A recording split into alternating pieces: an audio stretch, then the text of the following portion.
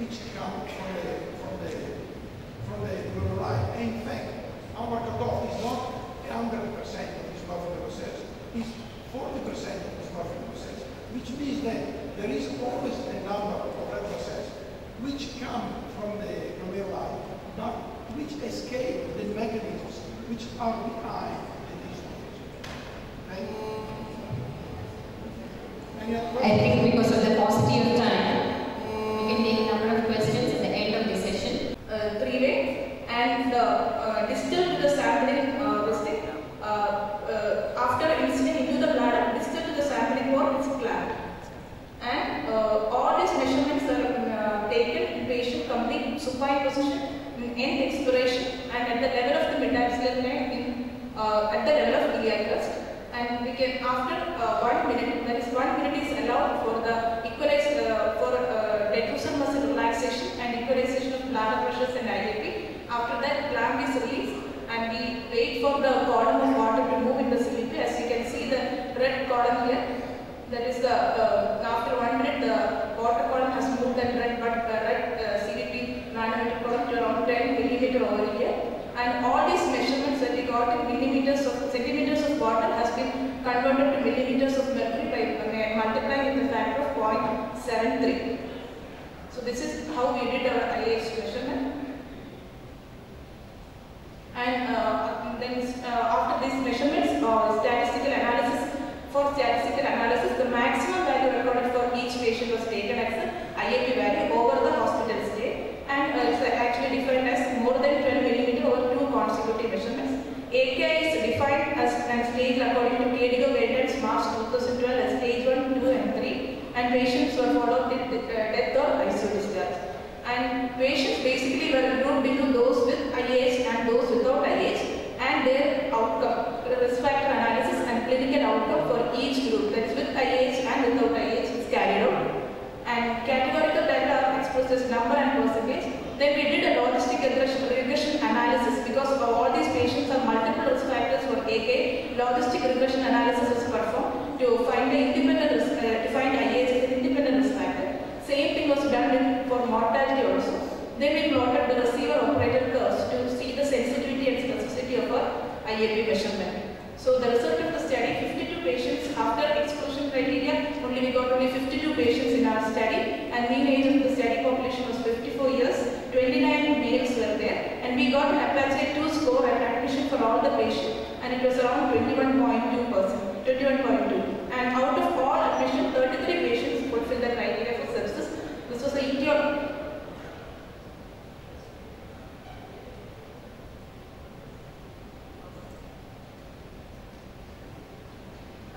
Etiologists study, we had, I think this slide is not coming, the maximum number of etiologists was a graph, maximum number of patients had a primary infection as the primary cause for hospital admission. So, out of the 52 patients studied, 25 patients developed IAH during ICU study, during the whole entire ICU study, and the prevalence we measured at admission, around 21.2% had IAH at admission. And after hospital admission, mean onset of development of IAH was 2.1 days.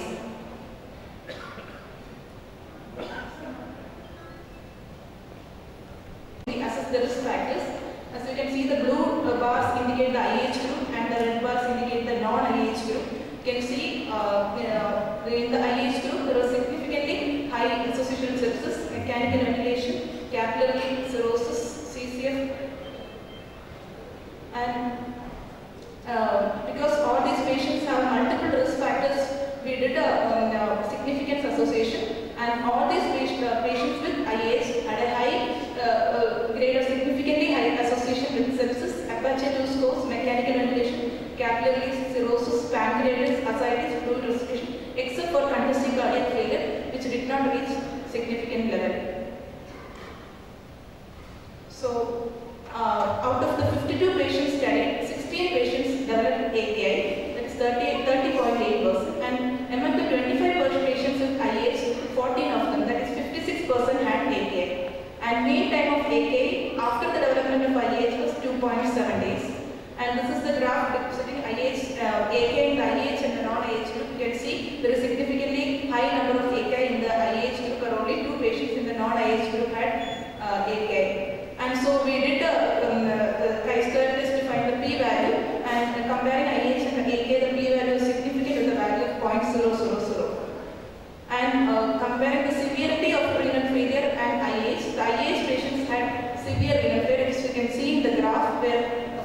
the 3 blocks indicate the patients with IH, where you can see most of the patients had grade 2 or 3 AKI, but only in one patient had grade 1 AKI. And in the non-IH group, only 2 patients had AKI and all of them had grade 1 AKI.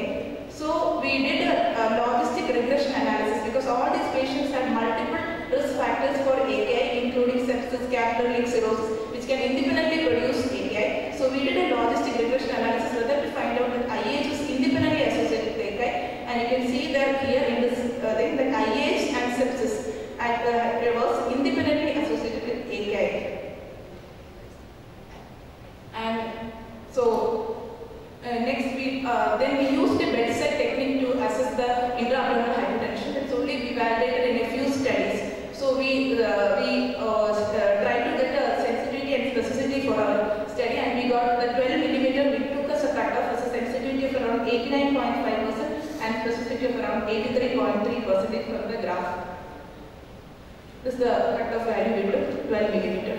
Then we did a ROC curve analysis. ROC curve analysis was done by plotting the worst IH value versus the presence or absence of AKI. That is, it's basically sensitivity to the 1 minus specificity graph, and middle line indicate anything above the center line is significant, and area under the curve we got is 90.5%. That means that a random patient with AKI has a higher value of intra-abdominal pressure than a random patient without AKI in 90.5% of the cases.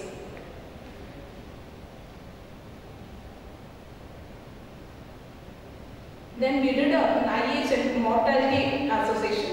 Again, we did a logistic regression analysis because IH, there are so many factors affecting mortality in a patient in ICU. So Apache 2 score is taken as the baseline for mortality assessment in critically inpatient. And after adjusting the Apache 2 score, we got IH has got a, like Apache score, has got an independent predictive value for mortality.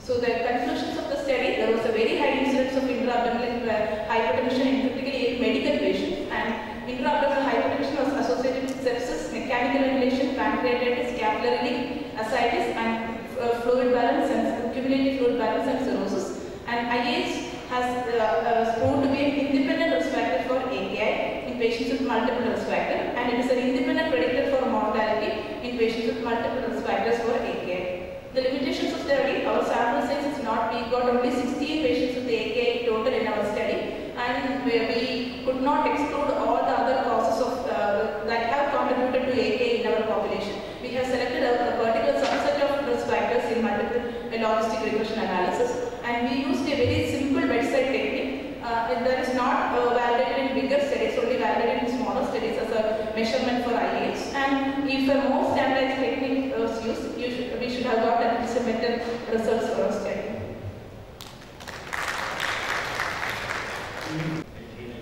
So intra-abdominal pressure actually ideally should be measured with the help of a transducing catheter into the peritoneum. But actually, according to Pascal's law, any fluid-filled cavity, you can measure IAP in the bladder. You can measure even the nasogastric tube into the stomach, or even in the rectum. Any of these things can be measured. But what they tell is, it's just an indicator of the pressure, any cavity. So any condition, chronic condition that increase IAP slowly will not affect renal function. That is what even in pregnancy and even in morbidly obese patients, they found the IH can be high. So it will not affect the renal function when it is slowly progressing. When there's an acute rise in intra-abdominal pressure, as such as when you get a rapid onset gut edema, you can get a in CAPD. Actually, there's no. I have searched literature for an effective CAPD on intra-abdominal pressure. There's no literature demonstrating the effective CAPD on intra-abdominal pressure, because most of the CAPD patients will be annual patient. I think most of the bladder measurement will not be done in most of the patients. That will be the reason. And another thing is CAPD we are introducing slowly. The amount of fluid may be introducing slowly, and it's not, and it's always a continuous procedure is going on. That may be the reason that there may not be a rise in intra-abdominal pressure in CAPD, but actually ask a set of patients, it's not done. Actually, we're not done.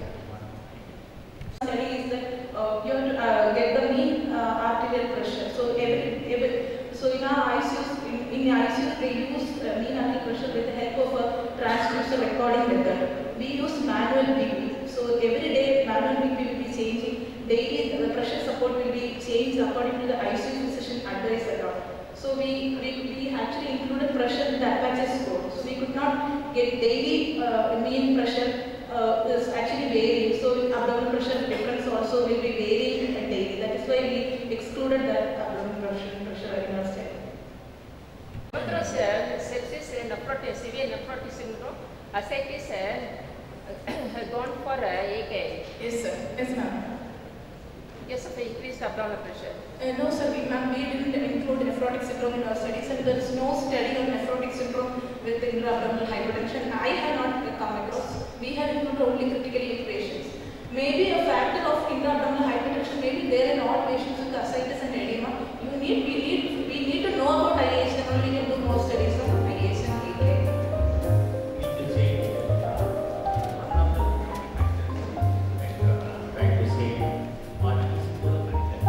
It is one of the risk factors. You cannot never tell this is the fact. It's one of the factors, and the advantage of this thing is we can easily monitor this. You can monitor patient whether he is going to have IH in a regular routine basis. What is the solution here? What is the use of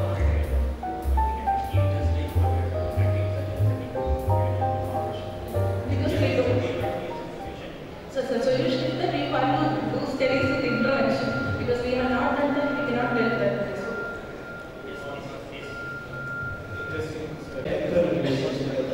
Yes, sir. The inclusion criteria we included patients only with a normal baseline symptom, and we observed the patients with IAs.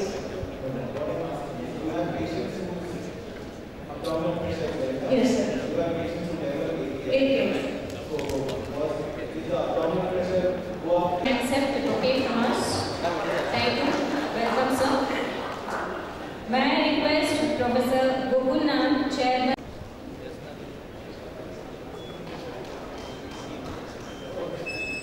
Sir, welcome you, sir.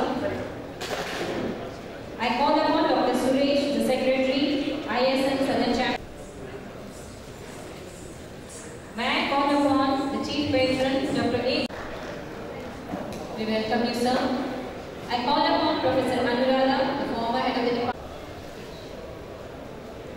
I call upon Dr. Aman.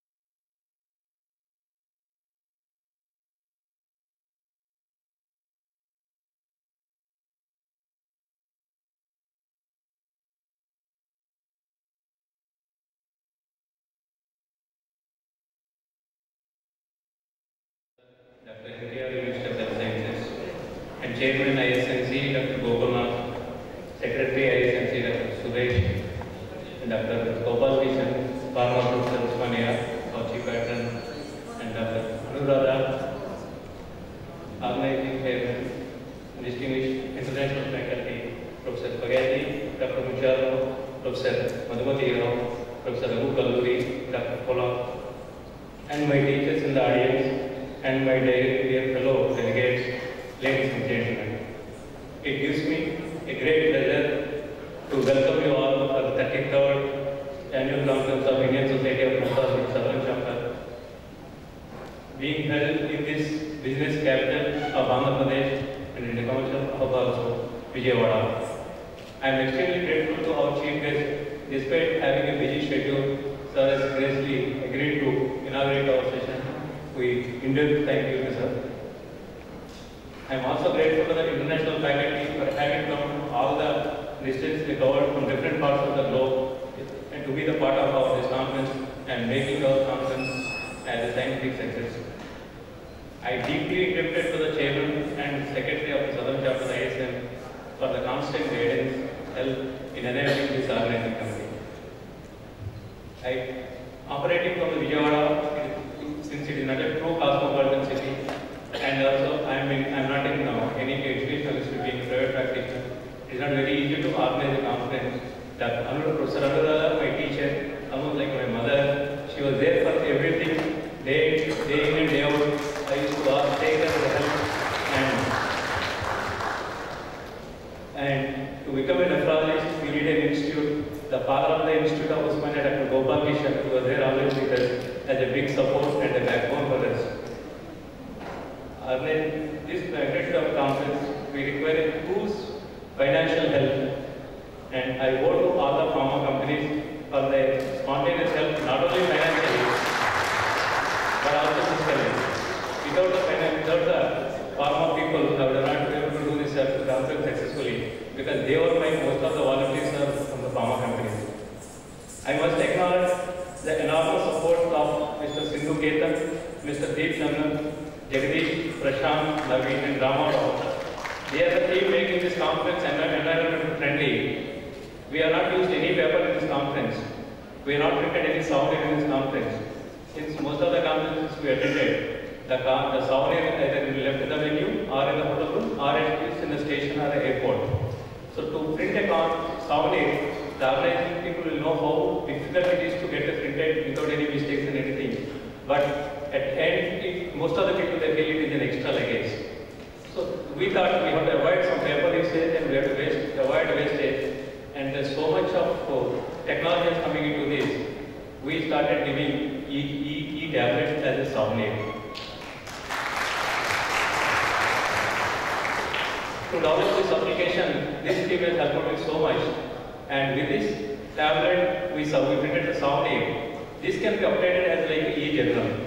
Like we can send all our abstracts to the scientific committee of the journal, and we can compile the journal, and we can release every month as an e-journal also. This is a possibility in this tablet. No conference can be successful without active participation of the delegates. And I am truly honored to have so many delegates. In the history of Southern Chapter, more than 420 delegates have registered so far.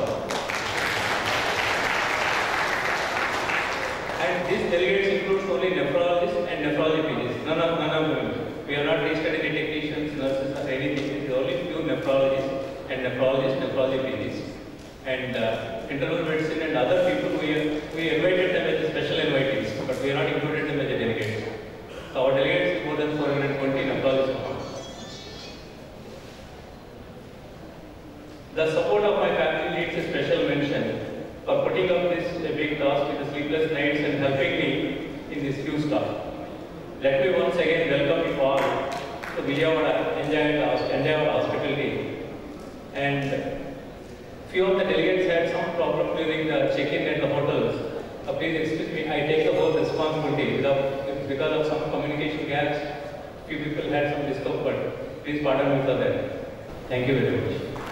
Chief guest of this afternoon, Dr. I.V. Rao, Vice Chancellor of India University, Secretary Suresh, my colleague for the last 30 years and more, Dr. Anuradha, Chairperson, dignitaries of DIAS, many of my friends who started the Southern Chapter sitting in the audience, ladies and gentlemen.